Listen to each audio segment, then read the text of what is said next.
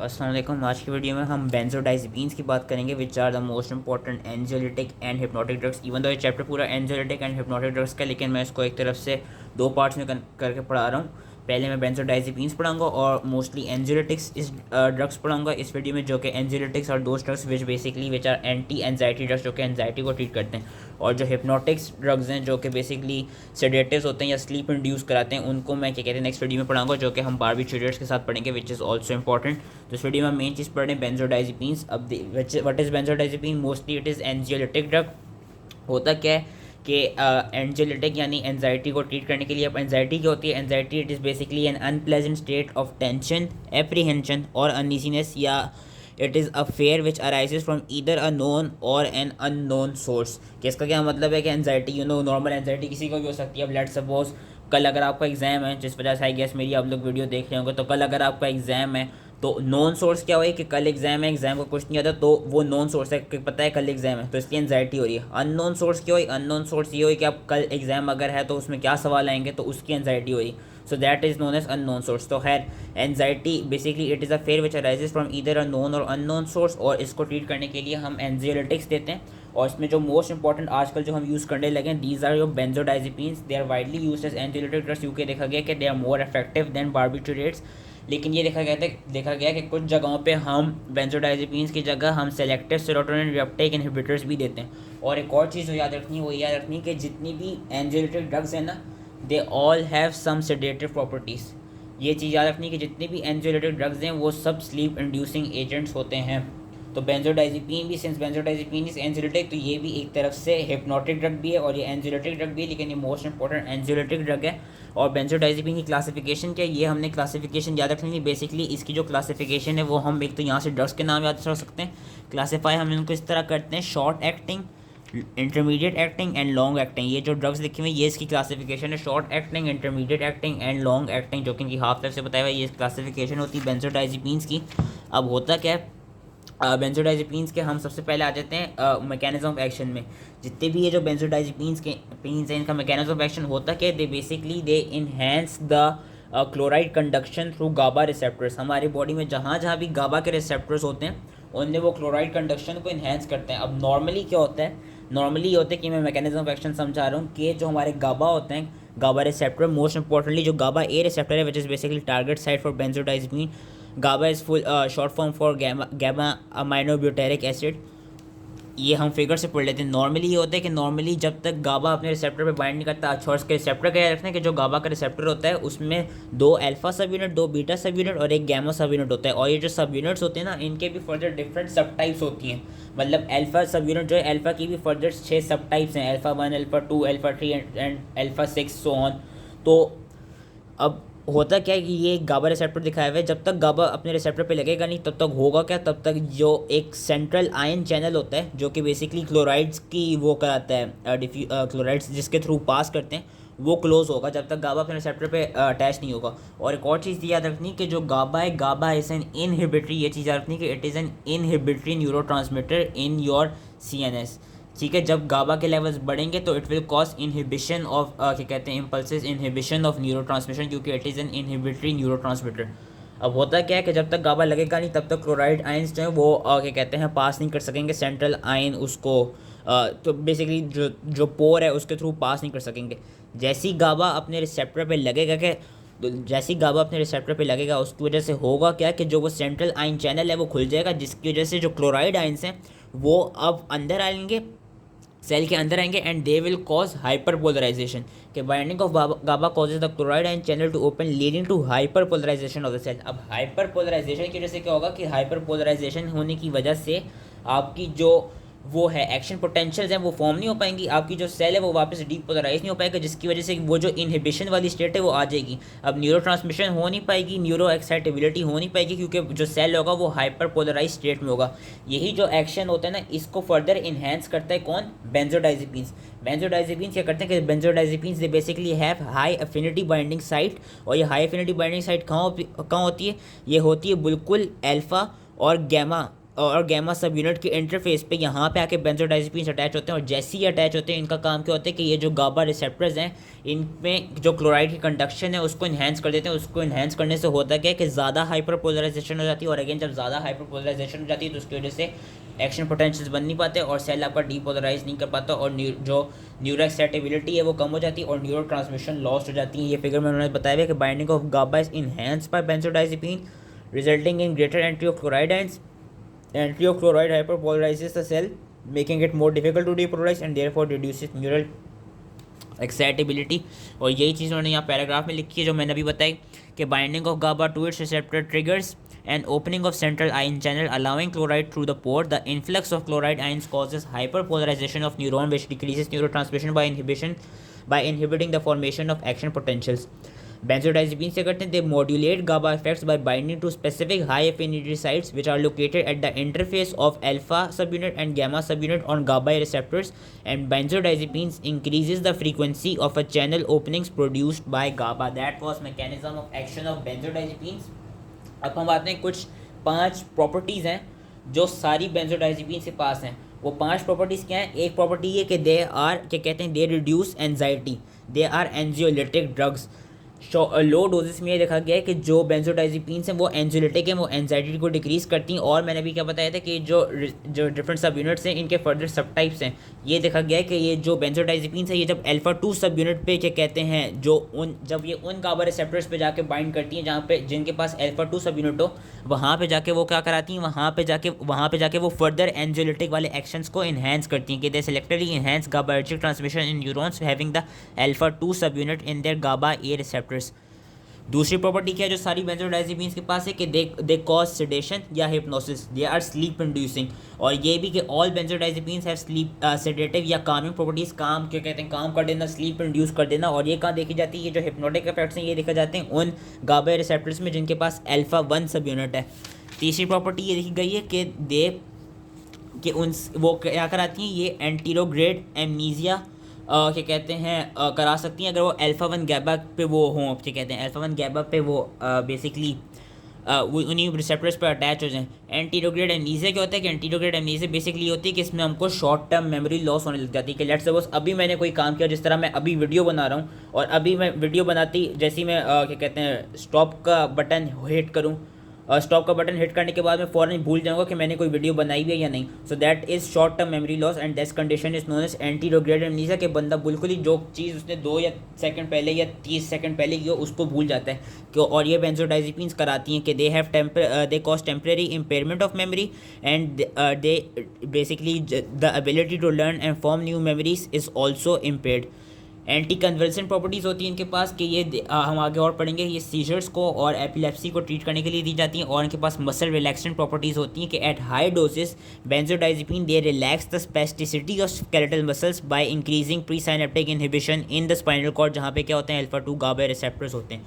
अब ये 5 प्रॉपर्टीज़ पढ़ ली हमने इंपॉर्टेंट। इन्हीं 5 इंपॉर्टेंट प्रॉपर्टीज़ से आगे क्या रिलेटेड है, इन्हीं 5 इंपॉर्टेंट प्रॉपर्टीज़ से आगे जो थेरेप्यूटिक यूजेस हैं वो इन्हीं पर डिपेंडेंट हैं। हमने क्या पढ़ा था कि लो डोजेस में वो क्या कहते हैं एंजियोलिटिक की तरह एक्ट करते हैं। तो इनका जो पहला थेरेप्यूटिक यूज़ है, जो कि मोस्ट थेरेप्यूटिक यूज़ है, वो है एंजाइटी डिसऑर्डर्स को ट्रीट करने के लिए बेंजोडाइजेपिन्स दिए जाते हैं। किस तरह के एंजाइटी डिसऑर्डर्स को ये देखा गया कि जो बेंजोडाइजेपिन्स हैं ये वो anxiety which is associated with panic disorder उसको ट्रीट कर लेती है, ये एक जनरलाइज्ड एंजाइटी डिसऑर्डर को ट्रीट कर लेती है, सोशल एंजाइटी डिसऑर्डर को ट्रीट करती है, परफॉर्मेंस एंजाइटी को ट्रीट करती है, इवन एक्सट्रीम फोबियाज़ को ट्रीट कर सकती है। जिस तरह एग्जाम्पल दिए हुए फेयर ऑफ फ्लाइंग के, अगर कोई जहाज़ से किसी को कहीं पे भी जाना हो तो उससे पहले अगर उसको कोई एंजाइटी हो रही हो या क्या कहते हैं क्या कहते हैं फ्लाइंग का फोबिया हो उसको, तो वो ये बेंजोडाइजेपिन्स ले सकते हैं जो कि उसकी एंजाइटी को ट्रीट कर देंगी। और and they are also useful in treating anxiety which is related to depression and schizophrenia. लेकिन इनका याद रखना है कि जो बेंजोडाइजेपिन्स है, बेंजोडाइजेपिन्स में मोस्ट इंपॉर्टेंट प्रॉपर्टी एक चीज़ ये है कि they can cause dependence and tolerance. In drugs को अगर आप ज़्यादा देर तक यूज़ करें, ज़्यादा टाइम के लिए यूज़ करें, तो इन पे बंदा डिपेंडेंट हो सकता है और इनको फिर बंदा छोड़ नहीं पाता। और जैसे ही पेशेंट क्या कहते हैं इनको छोड़ते हैं तो इनको छोड़ने के बाद उसको उसके बेंजोडाइजेपिन के विड्रॉल सिम्टम्स आने लग जाते हैं। तो इट इज़ बेटर कि हम जो एंजाइटी को ट्रीट करने के लिए जब ये दें बेंजोडाइजेपिन, तो हम शॉर्ट एक्टिंग ही दें और हम ये प्रेफर करेंगे कि शॉर्ट टाइम के लिए ही क्या कहते हैं एंजाइटी को ट्रीट करने के लिए दें। शॉर्ट एक्टिंग में कौन सी ड्रग्स आ जाती हैं? शॉर्ट एक्टिंग में हमारे पास ड्रग्स आ जाती है एल्प्राजोलैम, ज़्यादातर जो आती है वो क्या कहते हैं एल्प्राजोलैम आती है। एल्प्राजोलैम का ये देखा है कि एल्प्राजोलैम यूजुअली प्रेफर की जाती है इन ट्रीटिंग पैनिक डिसऑर्डर्स, क्या कहते हैं basically in treating panic disorders in those patient जिनको भी पैनिक डिसऑर्डर्स हों। और ये देखा गया अगर कोई ऐसा पेशेंट है जिसको क्या कहते हैं प्रोलॉन्ग ट्रीटमेंट रिक्वायर, और देन हम उन पेशेंट्स को लॉन्ग एक्टिंग क्या कहते हैं लॉन्ग एक्टिंग वो ड्रग्स देते हैं जिसमें हमारे पास बेंजोडाइज़ेपिन देते हैं, जिसमें हमारे पास डाइज़ेपैम की एग्जांपल आ जाती है। दूसरी प्रॉपर्टी जो कि थी कि कॉजेस हिप्नोसिस, तो उससे से रिलेटेड जो थेराप्यूटिक यूज़ है कि स्लीप डिसऑर्डर्स को स्पेशली इंसोम्निया को ट्रीट करने के लिए बेंजोडाइज़ेपिन्स दी जाती हैं। इसमें भी अगेन हम शॉर्ट एक्टिंग और इंटरमीडिएट एक्टिंग की बेंजोडाइज़ेपिन ज़्यादातर यूज़ करते हैं, क्योंकि ये करती क्या है, ये किस तरह स्लीप डिसऑर्डर्स को ट्रीट करती हैं। बेसिकली इनका ये देखा गया है कि बेंजोडाइज़ेपिन्स दे बेसिकली करती क्या है कि they increase the non REM sleep, जो non rapid eye movement sleep होती है ना उस स्टेज को इंक्रीज़ कर देती है, उसमें स्टेज 2 को इंक्रीज़ कर देती है, और जो रैम स्लीप होती है उसको डिक्रीज़ कर देती है। And it also decreases the latency to sleep onset, यानी ये जल्दी से स्लीप को इंड्यूस करा देती हैं, जल्दी से इनको लेके स्लीप आ जाती है। और ये देखा गया कि वो इंडिविजुअल्स जिनको सिर्फ क्या कहते हैं सोने में मसला हो के दोस्त इंडिविजुअल्स हुए प्रॉब्लम फॉलिंग स्लीप, उनको हम शॉर्ट एक्टिंग बेंजोडाइज़ेपिन्स दे देंगे, जिसमें एग्जांपल आती है हमारे पास ट्राइजोलैम की। वो पेशेंट जिनमें ऐसा हो कि जिनको सोने में मसला भी हो और उनके साथ ऐसा भी हो कि वो एकदम से बीच रात उठ जाते हो और फिर दोबारा सही से ना सो पाते हो, कि दोज पेशेंट्स हु हैव क्या कहते हैं who experience frequent awakenings and have difficulty staying asleep, उनको हम इंटरमीडिएट एक्टिंग बेंजोडाइज़ेपिन दे सकते हैं, जिसमें हमारे पास एग्जांपल आती है टेमेज़ेपिम की। लेकिन जो लॉन्ग एक्टिंग क्या कहते हैं बेंजोडाइज़ेपिन्स हैं, फॉर एग्जांपल फ्लोराज़ेपिम, वो हम रेयरली देते हैं या कभी नहीं देते। वो हम रेयरली इसलिए देते हैं क्योंकि अगेन हम यहाँ पे देख सकते हैं कि उनकी जो हाफ़ लाइफ है इट इज़ काफ़ी लॉन्ग, 1 से 3 दिन की इनकी हाफ़ लाइफ है। अगर हम लॉन्ग एक्टिंग बेंजोडाइज़ेपिन देने लग जाए तो उससे बंदा रात तो सोता ही रहेगा, साथ में दिन में भी सोने लग जाएगा, और अगर वो दिन में उठेगा भी उसके बावजूद उसको बहुत नींद आ रही होगी। इसलिए हम लॉन्ग एक्टिंग बेंजोडाइज़ेपिन को ज़्यादा से ज़्यादा कम ही इस्तेमाल करते हैं। एमनीजिया क्या है कि जो अच्छा इसमें बेसिकली उन्होंने ये बताया हुआ है कि जो मिडाजोलैम है, midazolam is another short acting benzodiazepine, it is use to treat anterograde amnesia and it also provide sedation prior to anaesthesia. Basically जब भी पेशेंट किसी भी क्या कहते हैं ऐसी एंजाइटी प्रोवोकिंग या कोई भी एक इस तरह से अनप्लेजेंट से प्रोसीजर के थ्रू जाने वाला हो, या लेट सपोज कि कोई पेशेंट को किसी ऑपरेशन की ज़रूरत हो या किसी सर्जरी की ज़रूरत हो, फॉर एग्जांपल उन्होंने यहाँ पे एग्जांपल्स दी हुई हैं कि उसको एंजियोप्लास्टी करानी हो या एंडोस्कोपी करानी हो, सो इट इज़ ऑब्वियस कि इन प्रोसीजर्स कराने से पहले पेशेंट को थोड़ी बहुत एंजाइटी हो रही होगी। तो उस एंजाइटी को ट्रीट करने के लिए हम क्या देते हैं, हम देते हैं midazolam, because midazolam it causes form of conscious sedation and it also क्या कहते हैं बेसिकली इट ऑल्सो एक तरफ से ट्रीट कर देती है उनकी एंजाइटी को। उसके अलावा जो हमने पढ़ी थी कि दे आर एंटी कन्वर्सेंट, तो they are use to treat seizures में जो स्टेटस एपिलेप्टिकस है उसको ट्रीट करने के लिए हम लोरेज़ेपैम और डाइज़ेपैम देते हैं। और उसके अलावा ये देखा गया कि जो क्लोरडाइज़ेपोक्साइड, क्लोराज़ेपेट है, डाइज़ेपैम है, लोरेज़ेपैम है और एक्सेसिपैम है, they are useful in the acute treatment of alcohol withdrawal and they also reduce the risk of withdrawal related seizures. Lastly muscular disorders में हमने पढ़ा था कि they act as muscle relaxant, so basically वो डिजीज़ जिसमें ज़्यादा से ज़्यादा मसल स्पेसिफिसिटी हो रही हो, मसल कॉन्ट्रैक्टिबिलिटी जिन डिजीज़ में ज़्यादा हो रही है, जिस तरह एग्जांपल आ जाती है मल्टीपल स्क्लेरोसिस की और सेरेब्रल पाल्सी की, उनको भी ट्रीट करने के लिए हम इन्होंने एग्जांपल दी है डाइज़ेपैम। हम डाइज़ेपैम देते हैं ताकि उससे जो हमारे पास वो उस तरह के मसल डिसऑर्डर्स हैं जिसमें ज़्यादा स्पेसिफिसिटी हो रही है उनको हम इससे ट्रीट कर सकते हैं। अब जो इनकी फार्माकोकाइनेटिक्स है, फार्माकोकाइनेटिक्स इतनी उस तरह SCQ वाइज इंपॉर्टेंट नहीं, थोड़ा MCQ वाइज इंपॉर्टेंट है कि तो जितनी भी बेंजोडाइज़ेपिन्स हैं they are all lipophilic, so they can easily cross blood brain barrier, they can easily enter CNS। इसका याद रखना है कि जो बेंजोडाइज़ेपिन्स हैं they can easily cross placenta, और उसकी वजह से हम प्रेग्नेंट फीमेल्स को बेंजोडाइज़ेपिन्स नहीं देते, क्योंकि हमने अभी पढ़ा कि जो बेंजोडाइज़ेपिन्स हैं वो क्या कहते हैं एक तो बेंजोडाइज़ेपिन्स का ये है कि सिंस वो जो गाबा न्यूरोट्रांसमीटर है वो बेसिकली इनहिबिशन करा रही हैं, तो ये देखा गया कि अगर हम प्रेग्नेंट फीमेल्स को देंगे तो वो प्लासेंटा क्रॉस करके जो फीटस होगा, फीटस की CNS की जो डेवलपमेंट होगी उसको एक तरह से रिटार्ड कर सकती हैं। और जो लैक्टेटिंग फीमेल्स होगी उनको भी हम बेंजोडाइज़ेपिन्स नहीं देते, क्योंकि ये देखा गया कि जो बेंजोडाइज़ेपिन्स होती हैं उनके जो मेटाबोलाइट्स होते हैं वो यूजली क्या कहते हैं जो सिक्रीशंस होती हैं उनमें आपके क्या कहते हैं एक्सक्रीटेड आउट हो जाते हैं। तो जो लैक्टेटिंग फीमेल्स होंगी उनको भी हम बेंजोडाइज़ेपिन्स देंगे, क्योंकि देयर इज़ अ चांस कि उनके ब्रेस्ट मिल्क में बेंजोडाइज़ेपिन्स आ जाएँ। उसके अलावा इसमें और जो एक इम्पॉर्टेंट पॉइंट उन्होंने बताया हुआ वो ये है कि जो बेंजोडाइज़ेपिन्स होते हैं उनकी जो क्लिनिकल ड्यूरेशन है, the clinical duration of action it does not correlate with the actual half life. ये सिर्फ सम बेंजोडाइज़ेपिन्स के साथ देखा गया कि अब लेट्स सपोज जिस तरह उन्होंने यहाँ पे जो लॉन्ग एक्टिंग बेंजोडाइज़ेपिन्स है उसकी उन्होंने हाफ लाइफ बताई है कि उनकी काफ़ी लॉन्ग हाफ लाइफ होती है 1 to 3 डेज़ की। अब इसका ये नहीं मतलब कि जो इनका वो होगा, जो इनके क्लिनिकल मैनिफेस्टेशंस होंगी या जो इनका मैकेनिज्म ऑफ एक्शन होगा वो 1 से 3 दिन तक चल रहा होगा। बेसिकली उन्होंने ये चीज़ बताई हुई सेंटेंस से कि with some benzodiazepine the clinical duration of action it does not correlate with the actual half life. तो इसमें यही था कि इट इज़ नॉट नेसेसरी कि जितनी उसकी हाफ लाइफ हो उतनी ही ज़्यादा उस ड्रग का मैकेनिज्म ऑफ एक्शन हो। फिर डिपेंडेंस आ जाती। डिपेंडेंस मैंने भी कहा कि इन ड्रग्स को यूज़ करके हम क्या कहते हैं डिपेंडेंट हो जाते हैं कि psychological and physical dependence can develop. और एक और चीज़ में बताना भूल गया कि इसमें हमको टॉलरेंस भी डेवलप हो जाती है। What is tolerance? Tolerance is basically के decrease responsiveness to repeated doses of drugs that occurs when used for more than 1 to 2 weeks. कि यानी कि लेट्स सपोज अगर आप एंजाइटी को ट्रीट करने के लिए एक टैबलेट खा रहे थे और अगर आप प्रोलॉन्ग यूज़ करते रहे उसी ड्रग का तो आगे जाके ये होगा वही रिस्पॉन्स प्रोड्यूस करने के लिए अब आप एक टैबलेट नहीं खा रहे होंगे, एक से ज़्यादा टैबलेट खा रहे होंगे ताकि आप कहते हैं अपनी एंजाइटी को ट्रीट कर सकें। तो ये कि इससे इन ड्रग से हमको टॉलरेंस डेवलप हो सकती है। डिपेंडेंस का क्या है कि डिपेंडेंस भी डेवलप हो सकती है। और ये देखा गया कि अगर हम इनको एब्रप्टली डिसकंटिन्यू कर दें तो फिर हमको विड्रॉल सिम्टम्स क्या कहते हैं उन पेशेंट्स में आने लग जाते हैं, like confusion, anxiety, agitation, restlessness, insomnia, tension and sometimes seizures. Lastly जो बेंजोडाइज़ेपिन्स हैं, बेंजोडाइज़ेपिन्स के एडवर्स इफेक्ट्स क्या होते हैं? Drowsiness, confusion, ataxia, cognitive impairment.